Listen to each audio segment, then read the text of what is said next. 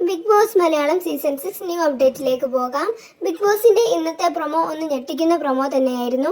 കാരണം നോമിനേഷൻ ആണ്. എല്ലായ്പ്പോഴും ഉണ്ടാവുന്നത് പോലെയല്ല, ഇപ്രാവശ്യം ഒന്ന് മാറ്റി പിടിച്ചിട്ടുണ്ട്. അതായത് കൺഫ്യൂഷൻ റൂമിൽ പോയി 2 പേർ ഇരുന്ന് അവർ അവരുടെ 2 പേരുടെയും ബിഗ് ബോസ് വീട്ടിൽ തുടരാനുള്ള കാരണം പറയുകയാണ്. അങ്ങനെ അതിൽ നിന്നും ഒരാൾ നോമിനേറ്റ് ആവും.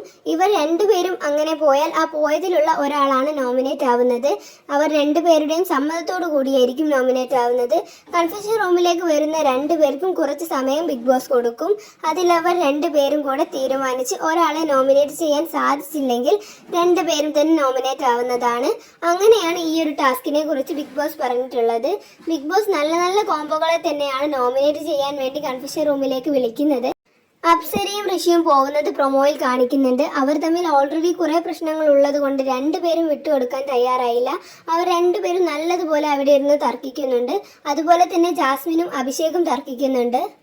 പിന്നെ സായി, നന്ദന അവരൊക്കെ പോകുന്നത് കാണിക്കുന്നുണ്ട്. എന്തായാലും നമുക്ക് ഇന്നത്തെ എപ്പിസോഡിൽ അറിയാം ആരൊക്കെ നോമിനേറ്റ് ആവും എന്നുള്ളത്. അടുത്തൊരു വീഡിയോയിൽ കാണാം. ഇതുവരെ നമ്മുടെ ചാനൽ സബ്സ്ക്രൈബ് ചെയ്യാത്തവർ സബ്സ്ക്രൈബ് ചെയ്യണേ.